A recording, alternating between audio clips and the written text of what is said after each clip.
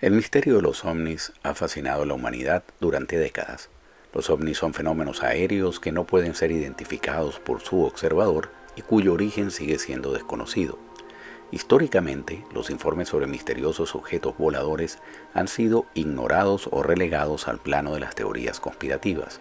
Sin embargo, en los últimos años, los avistamientos de ovnis han cobrado relevancia con la admisión de avistamientos de fenómenos aéreos no identificados por el Pentágono. En 2020, el Congreso de Estados Unidos solicitó un informe sobre la información que tenían sobre avistamientos de ovnis, tras varios casos sin explicación que han generado titulares en las últimas 2 décadas. El informe concluyó que ninguna tecnología estadounidense estuvo involucrada en los más de 120 incidentes de avistamientos de objetos extraños reportados en las últimas décadas. Aunque el informe no encontró evidencia de actividad extraterrestre, tampoco la descartó. A pesar de estas investigaciones, el misterio de los ovnis persiste. La mayoría de los avistamientos de ovnis pueden explicarse como fenómenos naturales o humanos, como globos, aviones, drones o aves. Sin embargo, hay muchos avistamientos que no pueden ser atribuidos a ninguna causa y que presentan características de vuelo o capacidades de rendimiento inusuales. José Antonio Caravaca, uno de los ufólogos más destacados a nivel mundial, es el creador de la teoría de la distorsión. Esta teoría ha revolucionado el panorama ufológico internacional en los últimos años, generando un nuevo debate en lugares tan dispares como España, Estados Unidos, Francia, Cuba, Argentina, Chile, Australia e incluso Japón. La teoría de la distorsión es una propuesta que intenta esclarecer el misterio de los ovnis. Según Caravaca, esta teoría tiene nexos en común con la hipótesis psicosocial y con algunos aspectos incluidos en la denominada paraufología. Sin embargo, su finalidad no se limita a esclarecer el presunto origen de este fenómeno, sino que su esfuerzo se concentraría en intentar aproximarse al modus operandi de los encuentros cercanos con ovnis. Caravaca plantea que cada testigo se topa con un platillo volante y un ufonauta diferente, como si el fenómeno ovni no tuviera memoria estética y continuamente asistiéramos a una reiniciación de la escenografía expuesta ante los observadores desde cero. Según él, nuestros sentidos podrían estar siendo engañados o manipulados por una inteligencia desconocida para que cada persona los vea de una forma diferente. Hoy entrevistamos en el Séptimo Laberinto a José Antonio Caravaca, autor de la teoría de la distorsión. Somos Luis Velázquez y Eduardo Porcarelli. Los invitamos a que nos acompañen todos los viernes a las 9 de la mañana en el Séptimo Laberinto. Un viaje por los confines de nuestro mundo interior y exterior. Ciencia, filosofía y esoterismo por lavisiónradio.net. Información que va contigo. El Séptimo Laberinto. José Antonio Caravaca es un investigador, escritor español. Yo diría que, cuidado si está entre los 5 más reputados de España y entre los 50 más reputados del mundo, porque tiene muchísimos años trabajando estos temas, haciendo mucho trabajo de campo. Tiene publicado más de 500 artículos sobre el tema. Tiene una trilogía de libros muy interesantes sobre la teoría de la distorsión. Él la desarrolló primero en un libro que se llama La teoría de la distorsión, después uno más amplio, otro en la mente de los ovnis, y está por publicar el tercero. Además que José Antonio Caravaca ha tenido una evolución en el tema bien interesante, porque por muchos años él manejó la clásica hipótesis que se maneja mucho en la ufología, que es la hipótesis extraterrestre, pero cuando él fue investigando casos y viendo cómo se desarrollaban, le ha dado una nueva perspectiva al tema. Bienvenido, José Antonio, un placer tenerte acá en el día de hoy en el Séptimo Laberinto y conocerte, bueno, ya no solo por el intercambio que tenemos escrito, sino bueno, en video por lo menos. Un placer, José Antonio. Igualmente, un placer estar aquí con vosotros en La Visión y sobre todo para hablar de un tema tan apasionante como el asunto de los ovnis. José Antonio, ¿cómo surgió esta teoría de la distorsión en ti? Por supuesto ya habían habido algunas formulaciones sobre este tema de John Keel y de Patrick Harpur, pero tú le diste una nueva dimensión a esta teoría de la distorsión, pero ¿cómo, habiendo sido tú un investigador clásico del fenómeno ovni, buscando hipótesis extraterrestres, esto cambió y te llevó a formular esta teoría de la distorsión? Bueno, como bien dices, muchísimos investigadores y estudiosos del tema ovni, a medida que van profundizando en la materia, no solamente a través de la lectura, sino también recopilando e investigando casos en el terreno, pues va percatando de que hay una serie de características, de factores asociados en muchos eventos ufológicos que elevan mucho la extrañeza de lo que puede encontrarse detrás de estas manifestaciones, teniendo claro que se trata de algo desconocido, que no sabemos exactamente lo que es, pero que, digamos, la estructura de la teoría extraterrestre pues no encajaría en toda esa serie, como digo, de patrones de una altísima extrañeza que vamos encontrando dentro de todos estos incidentes, donde lo primero que queda claro para, por ejemplo, un investigador de campo es que no hay una repetición de lo observado por parte de los testigos, y esto incluso en zonas geográficas no muy amplias pues resulta cuanto mínimo chocante, hablando simplemente ya de la estadística, que en una porción de terreno pequeña pues se den a lo mejor 4, 5, 10 casos de aterrizajes ovni y los testigos no coincidan en la estética de lo que están presenciando, la nave, los seres, todo varía, y no digo con esto que las personas mientan, porque cuando uno se encuentra cara a cara con muchas de estas personas, pues sabe que están trasladando algo que han visto, que no saben realmente lo que es, y que hay una pátina de realidad. Ahora, el problema está en saber qué es lo que están viendo realmente todos estos observadores, si se ajusta a la teoría extraterrestre o realmente estamos ante algo completamente diferente. Y todo esto, además animado por la lectura de libros como los que mencionabas de John Keel, Jacques Vallée, Michael Grosso y tantos otros, pues empieza uno a tener una perspectiva mucho más amplia y mucho más exacta, porque claro, en las primeras capas del fenómeno, cuando uno tiene una documentación, una información o una literatura más bien reducida, pues parece que todo encaja a la perfección, como un puzzle perfecto, pero inmediatamente después de que uno ya se zambulle dentro de lo que es toda la casuística, todos los archivos que hay recopilados sobre este fenómeno desde el año 1947, pues se percata de ese índice de alta extrañeza incluso para la teoría extraterrestre. Y termino rápidamente, por ejemplo, con el ejemplo del doctor Heine, el famoso astrónomo que estuvo colaborando con la Fuerza Aérea desde 1947 hasta 1969, asesorando para la investigación del fenómeno ovni a nivel gubernamental. Él pasó del escepticismo a la creencia, pensando que pudiera haber algo de realidad en esos incidentes que estaban evaluando y que la teoría extraterrestre podría ser plausible, pero a medida que fue conociendo más detalles de todos estos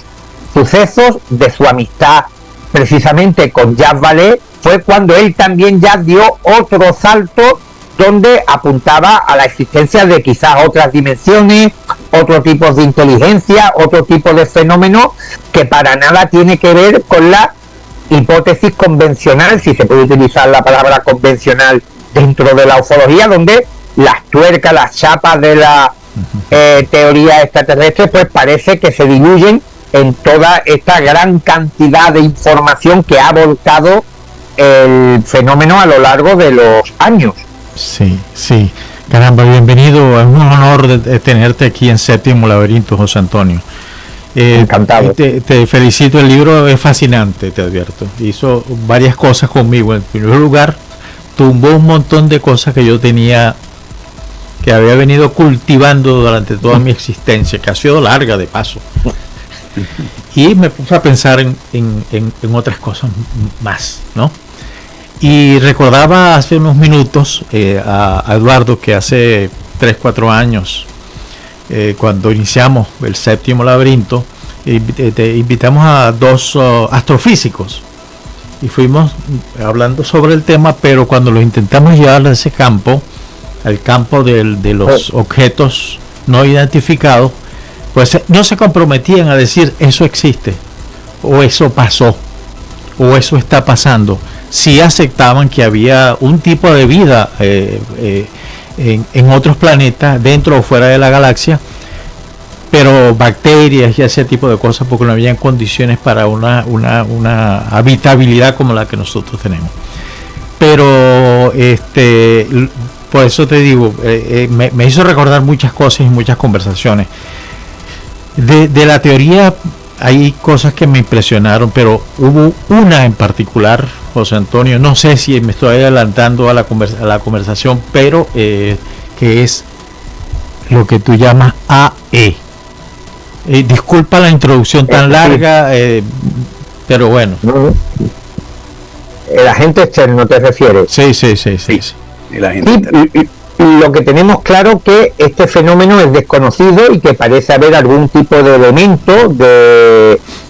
inteligencia. Yo prefiero denominarlo como agente externo porque no tenemos todavía delimitado qué es lo que puede ocultarse detrás de esta incógnita. Y estabas mencionando certeramente cuál es la opinión de estos astrofísicos, que se podría extrapolar a lo que la ciencia hasta hace más bien poco pues pensaba de todo lo relacionado con el tema OVNI. Porque yo pongo un ejemplo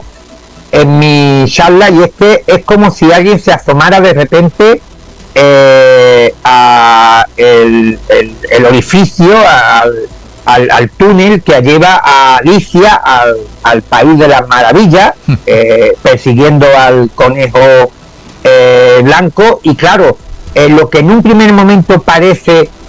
un fenómeno solamente producido por la visión de naves físicas, aeronaves espaciales que han sido manufacturadas por quizás una civilización altamente tecnificada llegada de algún punto lejano del sistema solar, pues se va trastocando en algo que se relaciona, por ejemplo, con las apariciones fantasmales de toda la vida, con los fenómenos poltergeist. A mí me resultó bastante asombroso ver que en los informes de los recientes estudios que se han hecho por parte de algunos investigadores, estudiosos, científicos, en relación a lo que el Pentágono ha estado analizando de este tipo de manifestaciones en los últimos años, pues parece coincidir con todas estas extravagantes hipótesis que se han estado promocionando dentro del ámbito de la ufología desde hace 30 o 40 años, que por ejemplo haya pilotos de combate que arrastren como fenomenología paranormal cuando van a su domicilio, a su vivienda. Y claro, todos estos factores no hacen sino añadir, como digo, capas de extrañeza sobre algo ya de lo que por sí carece de una explicación convencional. Pero claro, introduciéndote dentro de esa madriguera de conejo blanco que te lleva al país de Alicia en las maravillas, donde todo carece también de cierta lógica. Y claro, todo esto para un científico, para alguien que no quiere verse mezclado en este tipo de conversaciones, de debate, pues le puede parecer algo como ajeno incluso a la ciencia. Decía que gracias a Dios en los últimos tiempos esto ha cambiado, porque algún efecto positivo tenía que tener esta nueva narrativa que se nos está trasladando desde los Estados Unidos desde el año 2017, y ha hecho que al menos una buena parte de la comunidad científica internacional, no solamente la estadounidense, le dé cierta respetabilidad a este tipo de visiones, apariciones, manifestaciones, llamémosle lo que queramos, pero que hasta hace más bien poco, como bien decías, pues era como un tema tabú, como algo que te podía incluso perjudicar en tu carrera si te veían en algún tipo de medio de comunicación expresándote o dando simplemente una opinión sobre algo que era más propio del país de las maravillas que de algo que te pudiera llevar a algún tipo de consenso científico, descubrimiento de algo y mucho menos que te condujera a recibir el premio Nobel. Pero claro, y lo más extraño para mí de todo lo que ha estado ocurriendo en estos últimos tiempos es que se ha alineado por un lado la creencia ya con fundamento en la existencia de unos avistamientos, de unos incidentes protagonizados por personal cualificado, altamente preparado, entrenado para saber distinguir algo humano de algo desconocido, incluso de cualquier tipo de fenómeno meteorológico, pero que también se ha ido añadiendo todas estas otras capas que dibujan un marco mucho más extraño, mucho más bizarro, y esto también se ve, por ejemplo, en las conclusiones que se están barajando por parte de algunos de estos grupos, donde la hipótesis extraterrestre ya la arrinconan y mencionan la existencia de inteligencias no humanas. Ya no hablan de extraterrestres, ahora ese término tan en boga de inteligencias no humanas, seres de otras dimensiones, inteligencias extradimensionales, y claro, todo esto no hace sino confirmar que ese camino paralelo, esa vía que se había establecido prácticamente desde la década de los 70 para enfrentarse a este tipo de incidentes, tienen su base sólida porque estos últimos estudios lo están confirmando. Efectivamente, José Antonio, yo quiero hacer aquí un breve paréntesis que, por supuesto, este tema muchos años atrás cualquiera podía decir que era un tema que manejaban loquitos de carretera, gente completamente perdida, con una imaginación extraordinaria, pero el tiempo ha demostrado que no es así, y cuando ya tú ves que autoridades gubernamentales de muchos países se involucran en el tema, y lo que ha sucedido recientemente, que en el Congreso de los Estados Unidos se han hecho audiencias sobre el tema con exfuncionarios de la CIA, y han habido avistamientos también que las propias autoridades gubernamentales de muchos países, pero en especial recientemente de los Estados Unidos, han sacado videos donde se ven estos fenómenos anómalos, te indica que el tema ha cobrado una importancia significativa. Pero en tu caso particular, encuentro que tú debes ser objeto de críticas de tiros y troyanos, porque tanto de los que no creen en absoluto en el tema como de los que manejan la hipótesis extraterrestre únicamente como una explicación. ¿Cómo, y vamos a aprovechar de ir a una pausa comercial para que nos respondas al regreso, cómo has manejado tú esos espacios para que la teoría de la distorsión cobre más importancia como lo ha hecho en los últimos años? ¿Qué es lo que ha hecho que muchos hayan arrinconado la hipótesis extraterrestre y le hayan dado cabida a la teoría de la distorsión? Y algo en particular que te quiero preguntar es, ¿qué explicación nosotros encontraríamos de la actuación de ese agente externo en evidencias físicas? Porque ciertamente pudiera ser una de las explicaciones más plausibles la teoría de la distorsión, el agente externo, cuando la experiencia es simplemente psicológica, etcétera, hay visiones, pero hay veces que hay algún tipo de evidencia. ¿Cómo has tú en tus investigaciones dilucidado que pudiera funcionar ese problema de las manifestaciones o las evidencias físicas en alguno de los casos? Pues mira, como decía Eduardo, en ocasiones me siento como en tierra de nadie, porque para los escépticos sigo siendo un creyente. Para algunos creyentes, por utilizar una terminología que nos entendamos, creyentes no en plan despectivo, sino personas que estamos en la línea con toda esta serie de fenómenos, pues soy un escéptico que no cree en la hipótesis extraterrestre, porque tampoco termina de entender qué es lo que planteo con la teoría de la distorsión, como si todo se pudiera limitar al hecho de el universo psíquico, como si no hubiese nada de realidad, como si fuera una suerte de fabulación, de alucinación, de espejismo, de trastorno mental, una cosa totalmente alejada de mis planteamientos. Pero como decía Eduardo, yo en mis libros, en mis conferencias, en mis artículos, más que incluso intentar convencer a la gente de la parte o no que pueda tener de razón en mis ideas, lo que intento es plantear preguntas que la respuesta, o por lo menos el proceso de la respuesta, lleve al cuestionamiento de cosas que hemos dado por ellas sin tener las evidencias sobre la mesa, porque desde 1947 hasta la fecha pues se dan cosas como si fueran dogmas de fe, y volvemos otra vez al tema de las creencias, que muchas veces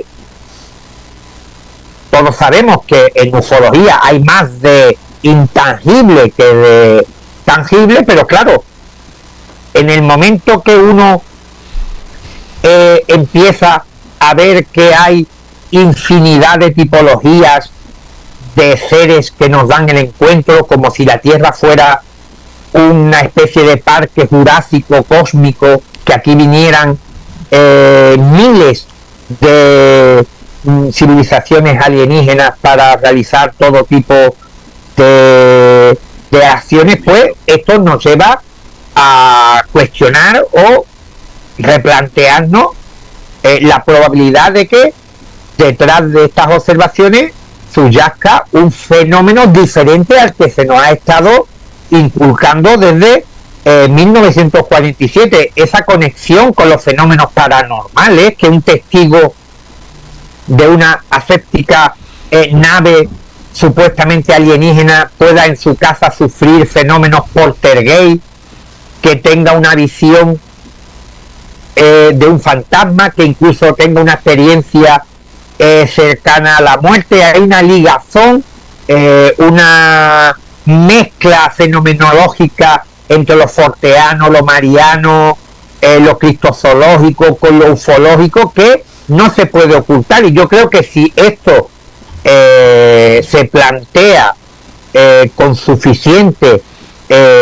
documentación, no se está procediendo a convencer al que lo lee, sino que simplemente le lleva a plantearse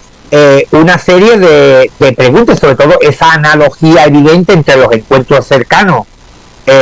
con ocupantes de ovni, con todo ese folclore que venimos arrastrando la humanidad desde el inicio de los tiempos. Por tanto, aquí vemos que hay una serie de elementos, de factores, de patrones que, si se documenta, se exponen y se explican con suficiente claridad, son tan elocuentes que llevan a la formulación de preguntas. Y muchas veces no hay que obsesionarse con las respuestas, sino que simplemente una pregunta bien fundamentada es tan eficaz, muchas veces más incluso, que una respuesta apresurada basada en la creencia. Y evidentemente en el momento en que todo esto, que Eduardo y tú conocéis perfectamente, que dentro del tema OVNI durante años los investigadores, para solidificar la creencia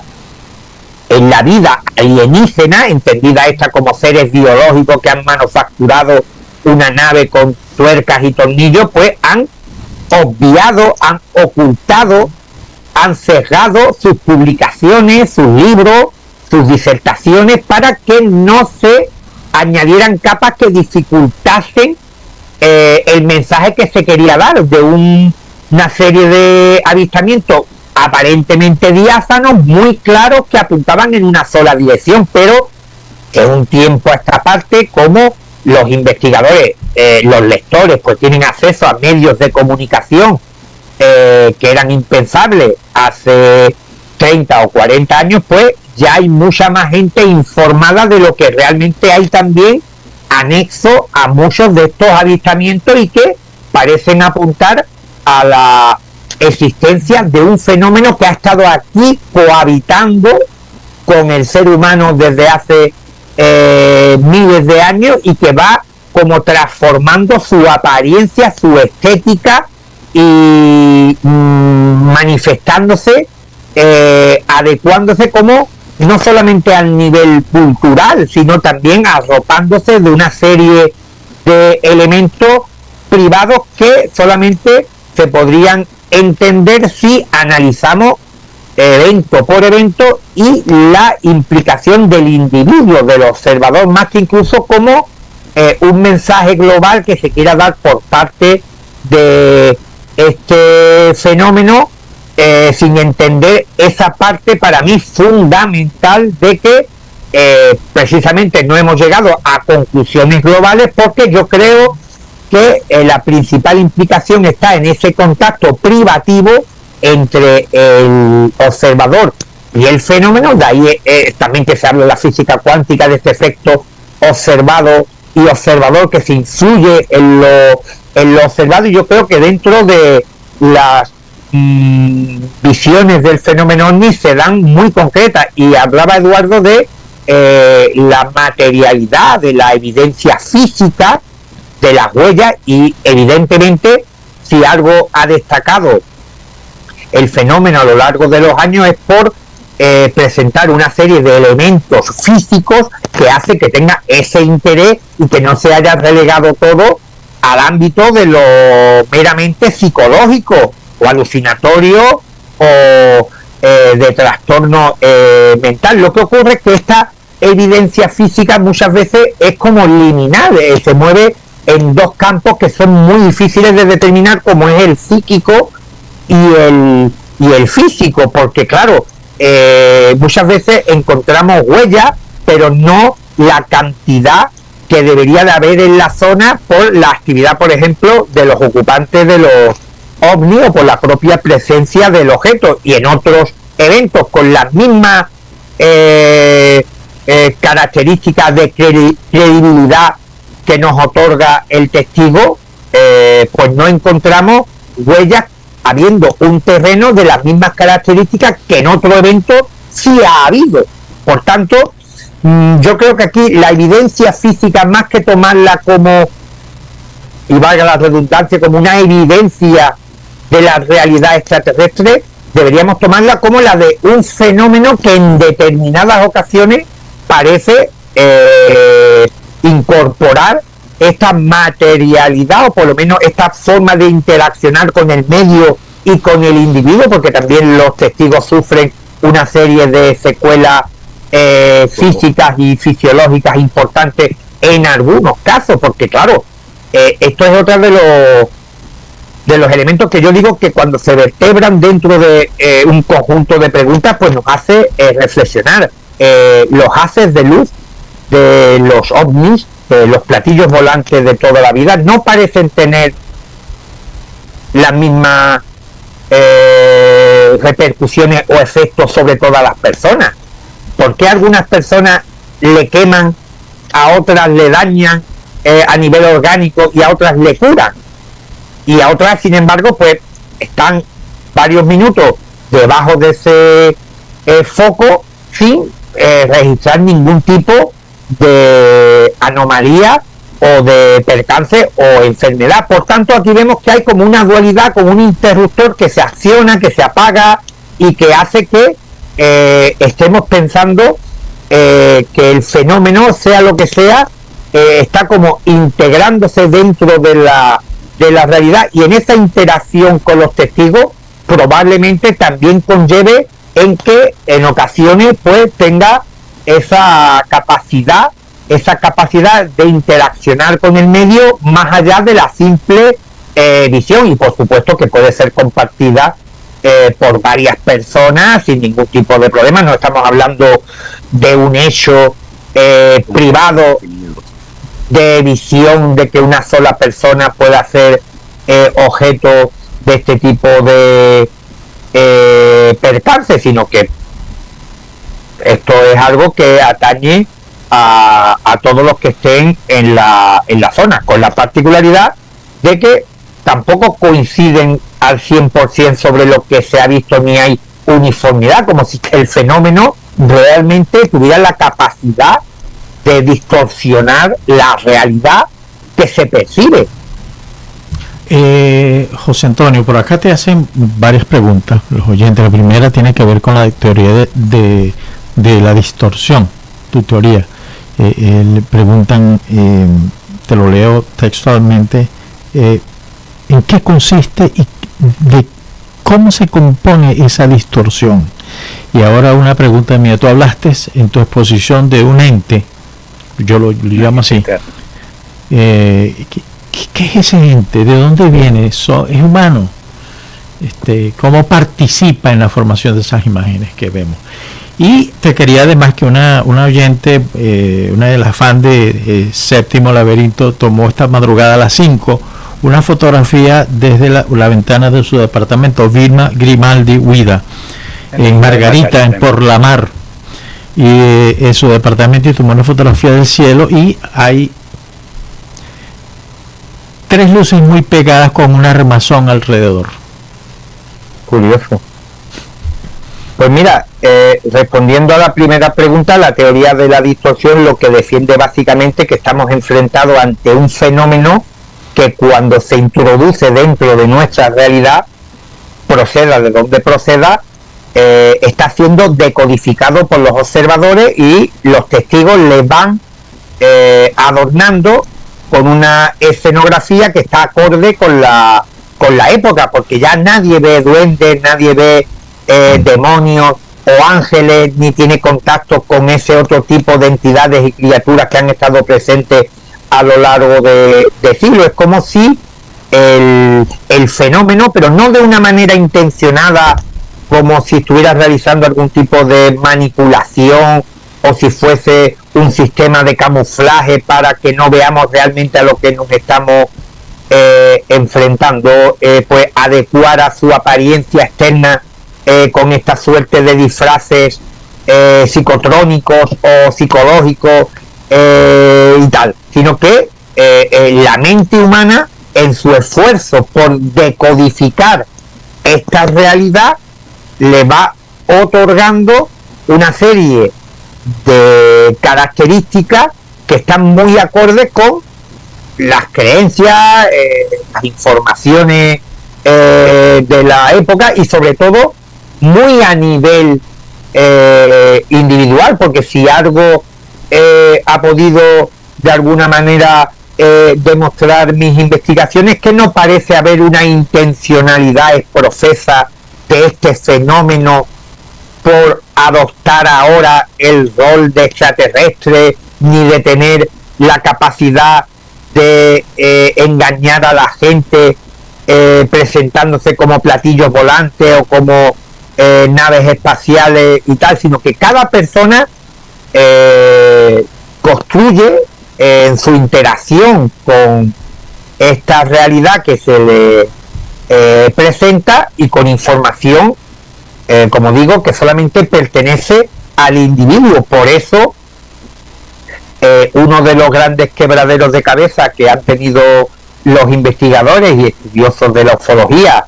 desde los inicios ha sido el poder establecer un catálogo de naves o de ocupantes, como si existiese un platillo volante por cada individuo que dice que lo ha observado. Por tanto, yo creo que lo más fácil de entender es que, más que una voluntad que el fenómeno eligiera ni y un disfrace, a que en su interacción con cada individuo va a incorporar información que a veces pueden estar en conjunción con otras cosas que se han visto en otras partes del mundo, pero siempre van a tener una serie de diferencias que vienen a incidir en que la teoría de la distorsión la podríamos aplicar a toda esa amalgama de apariciones, manifestaciones que encontramos en el folclore y en las narraciones antiguas, mitológicas, incluso religiosas y tal, donde se habla de seres, entidades, criaturas que tienen, y ese también es otro dato interesante, otra pregunta solidificada, tienen las mismas capacidades sobrenaturales, ahora denominadas tecnológicas, que dicen tener los seres alienígenas. Desde hace siglos ha habido entidades que no han tenido dificultad por atravesar paredes y hacer visitas en la noche en el dormitorio de los testigos, y ahora actualmente todo lo que antes se consideraba como sobrenatural, mágico, milagroso, demoníaco, pues ahora tiene esa pátina de tecnología, pero sinceramente no se ha demostrado que en ese nivel de estudio que se está estableciendo sobre los encuentros cercanos esté tan claro como se traduce por muchas publicaciones de que esto se deba a una excelsa tecnología. ¿Qué diferencia hay entre atravesar una pared con propiedades sobrenaturales que con ayuda de una tecnología, cuando realmente no tenemos evidencia ni de lo uno ni de lo otro? Lo único que tenemos claro es que el ser humano habla de la irrupción de una realidad absorbente, arrolladora, desconocida, que probablemente esté provocada por una inteligencia, por ese agente externo en su intento de comunicarse con el ser humano, y que yo creo que precisamente nuestra propia mente es la que impide que lleguemos a tener ese conato de comunicación sin interferencias, porque inmediatamente la arropamos de una serie de elementos y de disfraces, entre comillas, que nos imposibilita llegar más allá, y todo lo que vemos es como un reflejo, como una distorsión de nuestro propio intelecto, de nuestra propia civilización, porque las conversaciones incluso que tienen los ocupantes de los platillos volantes están en consonancia con los conocimientos de los testigos. Y te voy más allá: si por ejemplo hay una persona que es tímida, es muy probable que su contacto con seres extraterrestres o sobrenaturales pues no tenga esa manera de ser tan abierta como en otra persona que sea más valerosa o que sea más curiosa, y donde también se ve como, fíjate hasta qué nivel estaríamos hablando de que lo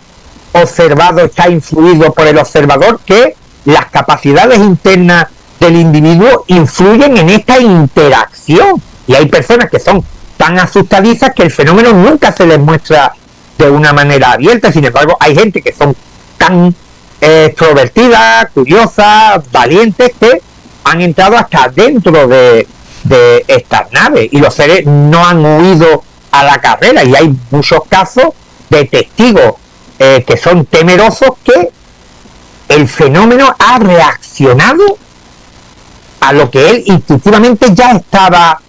telegrafiando con su mente, que tenía temor, pavor, y claro, y los seres han hecho como si ellos tuvieran miedo del terrestre y han huido. José Antonio, tengo, digamos, tres preguntas concretas. Bueno, ojalá que dé chance de que las puedas responder. En tu investigación y en la teoría de la distorsión, quizás admitirías tú la posibilidad que haya algún caso histórico que sí se pueda explicar por la hipótesis extraterrestre clásica o no. Segundo, si a la luz de ¿cómo ves a la luz de la teoría de la distorsión el caso Roswell? Tercero, los avistamientos masivos a mí me causan mucho desconcierto, porque cuando es una sola persona, pues digamos el accionar parece encontrar más fundamento, pero cuando es masiva es más desconcertante. Y la cuarta pregunta, el de haber tú pasado a la explicación de la hipótesis extraterrestre y eso todo te llevó a la teoría de la distorsión, ¿dónde tú crees que te lleve en un futuro la teoría de la distorsión? Porque ha habido evidentemente una evolución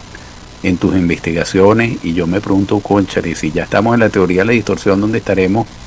en 20 años o dónde tú te ves en 20 años en estas investigaciones, en otra formulación distinta o por ahí van los tiros, como decimos nosotros? Pues mira, respondiendo a la primera pregunta en orden, imaginaros que mañana se anunciara de forma oficial que el gobierno estadounidense tiene en su poder una nave alienígena con los cuerpos de sus tripulantes conservados, demostrando la realidad física de este tipo de manifestaciones y su procedencia, al menos de una civilización que ha podido llegar por medios convencionales o por otro tipo de tecnología que utilice agujeros de gusano o transporte dimensional, pero esto no explicaría la casuística que tenemos entre manos, y esto lo he respondido también en infinidad de ocasiones en conferencias, porque es lógico que la gente lo pregunte, pero imaginaros, por ejemplo, la infinidad de casos que hay en Estados Unidos, en España, en Francia, en México, en Perú. ¿Podría esta civilización que presenta los Estados Unidos explicar evento por evento, episodio por episodio, cada una de estas visiones que han tenido las personas y a lo largo de la historia? Entonces, yo creo que la teoría de la distorsión no impide la posibilidad de que algún avistamiento que se haya producido en el mundo tenga un origen extraterrestre. Yo tengo lógicamente mis dudas, pero no lo puedo negar. Pero claro, que esto no explicaría ni eliminaría, vamos, ni la teoría de la distorsión ni muchísimos otros planteamientos que van en la búsqueda de respuesta para este tipo de experiencias que están más ligados con lo místico, con lo sobrenatural, con lo chamánico, si se me permite incluso este término, pero que, por ejemplo, donde yo vivo, en Cádiz, en España, al sur de Europa, pero bien al sur, tenemos una gran cantidad de avistamientos, de encuentros cercanos, y claro, esto tendría relación con los alienígenas que han atrapado o han recuperado los norteamericanos en Roswell, y ya tu siguiente pregunta, en 1947. Para mí es fascinante, como yo he tenido la oportunidad de entrevistar a cientos de testigos en todo el mundo que me han hablado de encuentros y visiones, y la palabra visión no es peyorativa ni muchísimo menos, que para mí tiene incluso la misma significación o importancia que la probable existencia de vida extraterrestre, porque a día de hoy no tenemos ni la más remota idea de qué es lo que origina este tipo de episodios, de, como digo, experiencias que en algunas ocasiones llevan al desarrollo de facultades extrasensoriales, y no solamente dentro del ámbito de la parapsicología, sino que hay personas que después de un encuentro ovni han tenido mayor facilidad para el estudio, para el arte, para infinidad de cosas que demuestran que aquí hay algo realmente interesante. Y por eso yo siempre lo recalco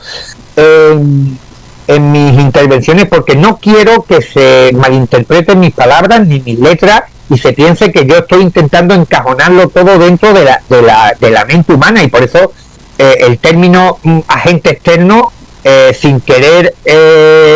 etiquetar nada de lo que se ve bajo una rigurosa definición, pero ya te dice agente externo. ¿Por qué? Porque es algo externo al ser humano que se nos está manifestando. Y esto también podría enlazar otra vez con tu siguiente pregunta sobre esos avistamientos masivos. Y una de las cosas que tenemos claras los investigadores, como me recalca muy de vez en cuando el amigo Manuel Carballal, un destacado y brillante ufólogo y pensador español, y es que dentro de este saco que hemos llamado ufología hemos metido muchísimas cosas. Está el Triángulo de las Bermudas, las pirámides de Egipto, el chupacabra, los círculos de las cosechas, hay tantas cosas aquí que no sabemos si son etiquetas parecidas o son añadidos. Hay cosas que son de fuera, hay prototipos que se están utilizando. Ya la CIA ha reconocido que durante la década de los 50 les favorecía que la gente comentara que estaba viendo platillos volantes antes de que hablara de algunos prototipos de aeronaves que estaban ellos experimentando. Y en muchas agrupaciones de investigadores que hay allá en Estados Unidos, de donde estáis, pues había gente de los servicios de inteligencia infiltrados, que eso a lo mejor en otro país sonaría a ciencia ficción o a película, o incluso si se hiciera sería más bien por una cuestión política en algunos lugares, pero sin mayor trascendencia ni objetivo. Pero sin embargo en Estados Unidos todo eso se manejaba porque ya en el año, si no me falla la memoria, en 1953, cuando se reúne el panel Robertson, que la CIA le encarga un estudio sobre todas esas apariciones de platillos volantes de las que hablaba la prensa, y ya decía para la CIA que el fenómeno ovni, al margen de que fuese real, inventado o cualquier otra cosa, podría ser utilizado como un arma de guerra. Durante la década de los 50 y 60, muchas centralitas de teléfono, de bases aéreas norteamericanas que tenían armamento nuclear y que deberían de haber respondido de forma eficaz ante un ataque aéreo o balístico de la Unión Soviética, estaban colapsadas por gente que llamaba diciendo que estaban viendo ovnis. Entonces la CIA pensaba que la Unión Soviética tenía agentes desplegados dentro del territorio norteamericano, provocando toda esta psicosis también, alimentándola, fagocitándola, para que el público norteamericano viviera en una eterna confusión y que tirara de teléfono para provocar también estas situaciones de incomunicación y malestar en las bases norteamericanas. Por tanto, el fenómeno ovni, uno de los grandes problemas que tiene para resolverse es que, para empezar, no tenemos una casuística limpia, ordenada, ni siquiera estructurada para saber qué casos son fiables de los que no, para poder determinar o llegar más allá de un mero acercamiento. No tenemos una validez que nos diga este caso sí, este caso no. Procuramos manejarnos dentro de unos parámetros, pero es bastante complicado. Y si a esto le añadimos que hay tantos otros fenómenos que se van añadiendo, fenómenos naturales, experimentos, engaños, pues nos dificultan más. Y ya enlazando con la última pregunta, la teoría de la distorsión, al contrario de muchas de las que ya se han esbozado dentro del universo ufológico, sigue en evolución, porque la estoy desarrollando y pensando en estos tiempos, también con la ayuda, colaboración de muchísimos otros colegas, de investigadores, como por ejemplo del grupo CIFO en Argentina, con Néstor Berlanda, Juan Acevedo, no quiero olvidarme a ninguna, Diego Villegas, y son tantos y tanta gente actualmente colaborando. También estoy colaborando en Estados Unidos con otra serie de investigadores, y estamos haciendo una sinergia, estamos haciendo, porque no creo que una idea concreta, un planteamiento nos lleve a la solución de nada, sino que el esfuerzo global de una gran cantidad de estudiosos, pues esperemos, en nuestra pequeña ilusión, en un futuro no muy lejano, aunque esto ya se ha dicho a lo largo y ancho de la tortuosa historia ufológica, pues lleguemos a por lo menos a un entendimiento de lo que realmente tenemos entre las manos, que algo tan simple como la materia de estudio, yo creo que hasta hace más bien poco pues no se ha tenido clara qué es lo que realmente nos ha ofrecido la literatura y casuística ufológica. Sí, lamentablemente tú anunciaste el tercer tomo como un cierre, pero yo me pregunto qué vendrá después, si el cuarto tomo o otra cosa distinta. Bueno, como no nos están escuchando mucha gente, espero que sea más bien una conversación privada, yo le tengo que contar esto a mi editor para medio engañarlo y que me siga publicando, porque como habréis comprobado, pues no tengo el don, tengo muy pocos dones, casi ninguno, pero el don de la brevedad no me da ni para hablar ni para escribir, y tengo la mala costumbre de hacer grandes tochos, como lo llamamos aquí en España, libros de muchísimas páginas, y claro, siempre le digo a Óscar Fábrega, que es mi editor en Guante Blanco, santo varón, donde los haya, que es mi último libro, que es el cierre de la trilogía, pero ya te digo, yo espero que no nos escuche, que no nos... Sí, yo también, esos son como los cantantes que se anuncian el retiro y siguen dando conciertos. José Antonio, es un verdadero placer interactuar contigo y agradecerte que hayas estado aquí siendo tan claro, tan explicativo. Estimularte a que sigas haciendo lo que haces, que lo haces muy bien, y bueno, muchas gracias, Luis, y a todos en el Séptimo Laberinto. Luis, excelente, José Antonio, excelente esa conversación que hemos tenido, más que una entrevista, una conversación. Sí, una conversación, siempre la conversación. Sí, es mucho más importante. Bueno, y una vez más te felicito por ese maravilloso libro, y espero poder tener en mis manos el tercero y el cuarto. Vale, lo intentaremos, y nada, agradeceros vuestro interés para que esté aquí en la visión, en vuestro programa, desearos mucho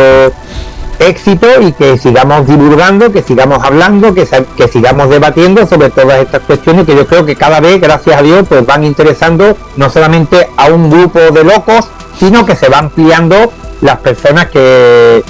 se percatan de que aquí hay algo realmente importante y sobre todo estimulante e interesante para la mente humana. Ahí estoy de acuerdo, como el afiche hay algo allí. Efectivamente. Gracias. Muchas gracias, José Antonio. Feliz a día vosotros en el Séptimo Laberinto. Hasta una próxima oportunidad. Muchas gracias. Vosotros.